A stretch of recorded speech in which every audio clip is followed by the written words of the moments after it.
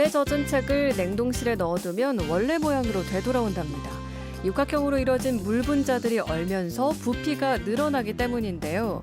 이 늘어난 부피가 쭈글쭈글해진 책의 주름을 완벽하게 펴준다고 합니다. 하나둘 생겨나는 이 목주름, 웃을 때 생기는 눈가의 주름도 물 좀 묻혀서 냉동실에 넣어두면 펴질 수 있는 걸까요? 매주 화요일 우리가 놓치고 있었던 신비한 과학의 세계, 주름 한 점 없는 다리미 같은 여자, YTN사이언스 이혜리 기자와 함께합니다. 과학을 품은 뉴스. 안녕하세요, 이혜리 기자. 안녕하세요. 네. 아니 정말 워낙 예쁘기로 소문난 우리 이혜리 기자여서 주름 한 점 없어요. 아, 정말 다리미 같은 여자가 되고 싶네요. 팽팽하게 네. 그렇게. 근데 다리미 좀 가끔은 무서운 느낌도 드니까. 그쵸. 네, 팽팽한 의미로만 우리 함께 하도록 합시다. 네. 아니, 저희가 좀 함께한 지도 생각보다 시간이 꽤 흘렀어요, 기자. 맞아요. 네. 좀 처음에는 아무래도 이제 TV만 하다가 라디오 하니까 어색하다 이런 얘기도 해주셨었고 네. 저희도 또 서로도 좀 약간 어색한 게 없지 않아 있었는데 네. 이제는 좀 그래도 가까워진 것 같죠? 그렇죠. 그래서 좀 더 이제 현지 아나운서에 대해서 자세하게 알고 싶은 마음이 들더라고요. 아, 사실 오늘 주제가 우리가 보통 사람을 이렇게 처음 만날 때 친해지려고 이런 질문 많이 하거든요. 네. 네. 뭔가요? 어떤 이야기를 해주시려고 그런가요? 네, 바로 혈액형에 관련된 거예요. 아, 제가 네네. 먼저 여쭤볼까요? 네. 혈액형이 뭔가요, 현지 아나운서? 저는요. 잘 얘기 안 해요. 혈액형 뭐냐고 물어보면 뭔지 네. 아시겠죠? 왠지 저랑 같은 혈액형일 것 같은. 저는 네. AB형이에요. 아, 그래요? 네. A형 괜찮은데요. 저는 B형이거든요. 사실 B형 괜찮지 않나요? B형 근데 조금 부정적인 이미지가 없지 않아서 약간 저도 이제 망설일 때가 있어요. 혈액형 네, 이야기하는 네. 거를.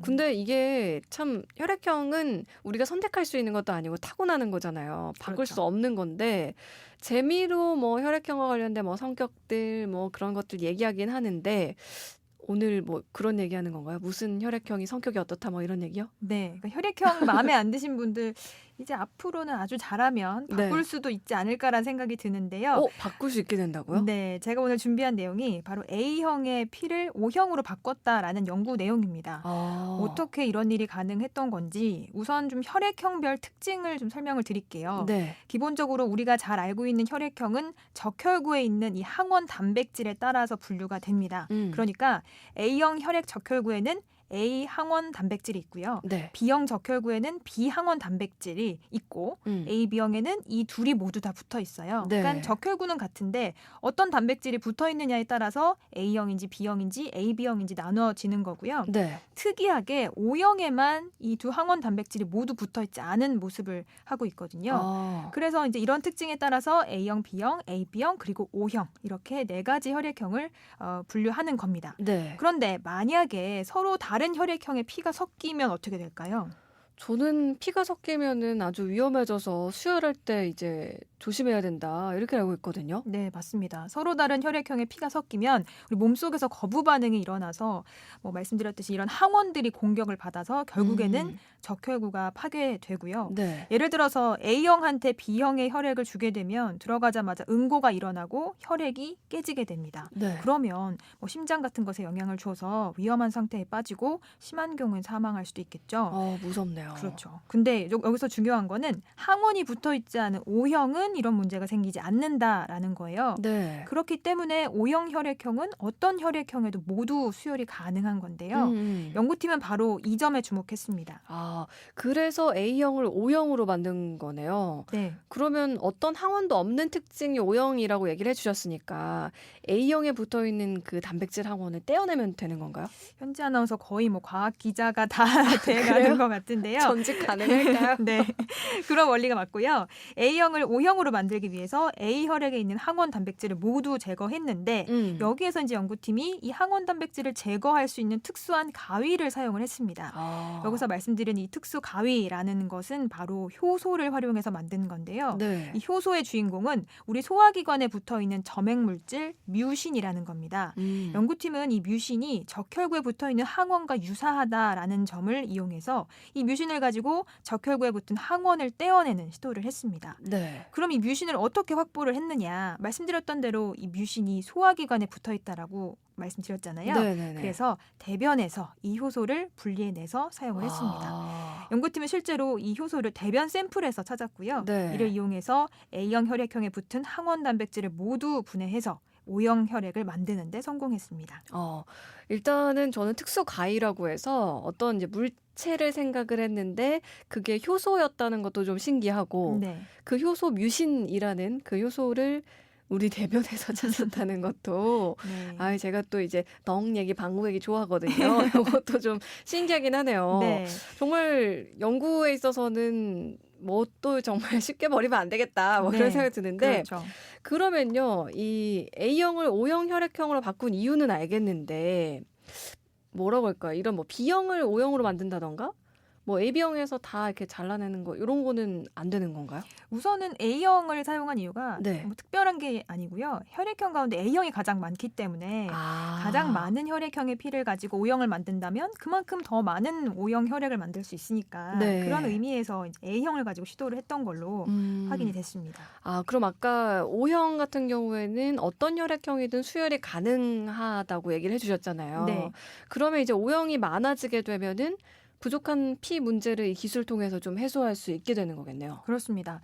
앞으로는 이런 문제를 해결하는 데 좀 도움이 될 것으로 기대가 되고요. 네. 혈액형에 상관없이 수혈을 할 수 있는 이 O형을 이런 식으로 뭐 생산을 해낸다면 네. 수혈 수술을 할 때나 뭐 이럴 때 수혈 문제, 수혈 그 피 부족 문제를 해결할 수 있다라는 것이 연구팀의 설명인데요. 네. 마치 연금술과 같은 이런 혈액형 전환 기술이 많은 사람들의 생명을 살리는데 조금이나마 보탬이 될 수 있었으면 좋겠습니다. 네. 사실 얼마 전이었죠. 이게 지난 14일이 세계 헌혈자의 날이었거든요. 맞아요. 혈액 부족에 관한 이야기를 들으니까 헌혈을 통해서 사실 어렵지 않게 이웃사랑을 좀 실천할 수 있지 않나 이런 생각도 들더라고요. 저희가 이 14일 날 세계 헌혈자의 날 이야기를 하면서 청취자분들께도 헌혈을 좀 권유해드리기도 했어요. 그래서 어떤 분들은 헌혈증을 사진을 찍어서 네. 이렇게 열심히 실천하고 있다. 이런 분들도 계셨고 네. 사실 좀 무서워서 마음은 있는데 한 번도 못 해봤어요 하시는 분들도 계셨거든요. 그래서 저도 마찬가지예요. 사실 좀 겁이 많아가지고 헌혈을 이렇게 많이 해보지는 못했는데 피가 이렇게 부족하다라는 이야기를 뭐 취재를 통해서 확인을 할 때마다 네. 그래 헌혈 사실 그렇게 어려운 거 아닌데 해봐야겠다라는 생각을 많이 하게 되더라고요. 네, 맞아요. 또 건강하지 않은 경우에는 하고 싶어도 못하는 경우도 많으니까 이제 건강하신 분들은 저를 포함해서 우리 네. 이혜리 기자도 해야겠죠. 한번 우리 해보도록 합시다. 네.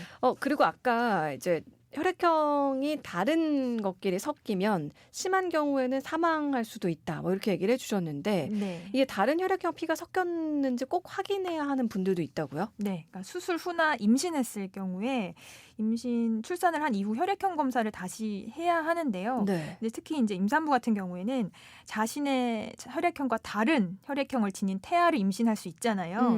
그럴 때 소량이라도 이 태아의 혈액이 그 임신부의 체내에 노출될 수 있거든요. 그렇겠네요. 그렇게 되면 그 혈액형을 몸속에서 파괴하려는 반응이 이 엄마 몸속에서 일어나기 때문에 네. 임신 후에는 혈액 검사를 꼭 해보시는 것을 추천하겠습니다. 그렇군요. 저는 그런 기사들도 좀 봤었어요. 이게 그 전에는 A형인 줄 알고 살았는데 나중에 알고 보니 전혀 다른 혈액형이었다. 네. 뭐 이런 기사도 보곤 했었는데 엄마와 아이 혈액형이 항상 같을 수 없고 또 생각해 보니까 충분히 이런 혈액형이 서로 이렇게 뭐라고 할까요? 피가 섞일 수 있는 그쵸. 상황이 발생할 것 같아서 네. 요거 좀 잘 기억해 둬야겠네요. 네. 보통 이제 혈액형 그냥 평생 같은 혈액형으로 알고 지내고 살다가 이렇게 이제 임신이나 이런 일을 겪으면은 다시 한번 검사를 함으로써 조금 더 정확하게 알아둘 필요도 있을 것 같아요. 네. 그렇습니다. 자, 다음 소식도 볼까요? 네. 오늘 또 준비한 두 번째 이야기는 우리 생활에는 없어서는 안 돼. 정말 그야말로 필수품이 돼버린 스마트폰에 대한 이야기인데요. 네. 우리가 소위 스트레스 받으면 혹은 뭐 정말 책을 오래 본다거나 스마트폰을 오래 보면 좀 뒷골 당기고 뒷목이 좀 뻐근한 이런 느낌 드실 때 많잖아요. 네. 자, 방송 들으시는 분들 잠시 좀 뒷목 한번 잡아 보실까요? 네, 뒤통수. 한번 잡아볼게요. 뒤통수 이거 아랫부분. 뒷목 잡으면 넘어가는 거 아닌가요? 네, 그 두개골 끝 지점과 이 목이 연결되는 그 지점을 한번 잡아 보시죠. 저 이 얘기 왜 하실지 알겠어요. 저희 얼마 전에 극한상사라는 꽁트에서 네. 이 이야기 간단하게 저희가 전해드렸었거든요. 그래요? 사람들이 이제 두개골 모양이 변해간다. 네. 지금 그 얘기 직접 이제 자세하게 얘기를 해주시려고 오늘 가지고 오신 거군요. 네, 맞아요. 우선은 그 호주에서 연구가 이루어졌고요. 한 1,000명 정도, 그러니까 18살에서 86살까지의 시민들을 대상으로 두개골 뼈를 스캔한 내용을 분석을 했는데요. 네. 결론적으로는 스마트폰을 자주 사용한 세대가 그렇지 않은 세대보다 두개골 아래쪽의 뼈가 더 길고 두툼하게 형성이 돼 있었다라는 겁니다.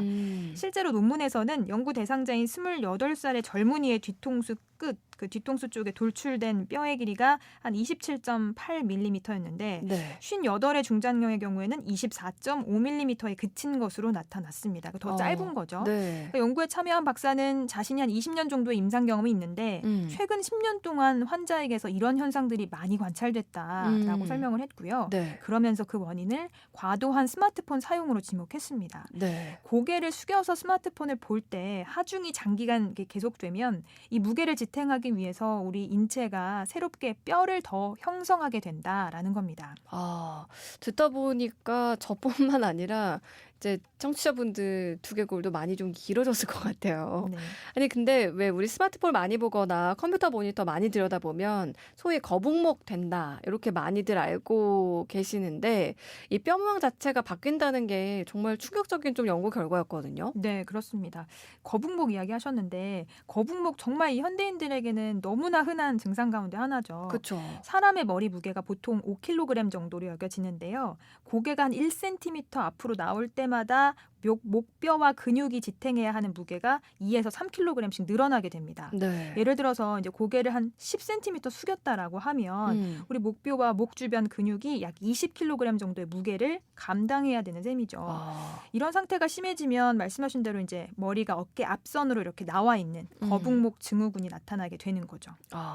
그때도 제가 말씀드렸지만 저도 모르게 이제 방송하면서도 모니터를 보면서 방송을 하기 때문에 이렇게 목이 빠져나올 수밖에 없어요, 자세가. 네, 맞아요. 네, 이 얘기할 때마다 괜히 좀 이렇게 좀 자세를 다시 바로잡게 되는 것 같아요. 네, 근본적으로는 뭐 이런 디지털 기기를 좀 적당히 사용해야 되는 거겠죠? 그렇습니다. 일상생활에서 뭐 쉽게는 스트레칭하기, 목을 수시로 이렇게 살짝 당기려는 습관 있잖아요. 그러니까 네. 이중턱, 이렇게 두 턱을 만들려는 그런 자세들 좋고요. 높은 베개를 사용하지 않는 것, 뭐 이런 소소한 실천 방법도 있겠습니다만 말씀하신 대로 중요한 건 근본적으로 이런 스마트폰이나 전자기기 사용을 좀 줄여야 한다라는 겁니다. 네. 뭐 성인의 경우에도 문제이긴 하지만 언어 발달이나 여러 가지 발달의 측면 그리고 건강상의 이유로 영유아의 경우에는 이런 스마트폰이나 전자기기를 과도하게 사용할 경우에 그 심각성이 더 커질 수밖에 없는데요. 네. 네, 이에 지난달 WHO가 관련 지침을 심지어 내놓기도 했어요. 5살 미만의 어린이의 경우에는 매일 1시간 이상 스마트폰을 포함한 전자기기를 봐서는 안 된다. 이런 내용이었습니다. 네. WHO는 이 어린 시절의 신체 활동이 평생의 건강을 좌우한다면서 전자기기 화면 노출과 관련된 지침을 처음으로 이렇게 제시를 한 건데요. 네. 1살 미만의 영아의 경우에는 아예 전자기기 화면에 노출되지 않도록 해야 한다라고 강조를 했습니다.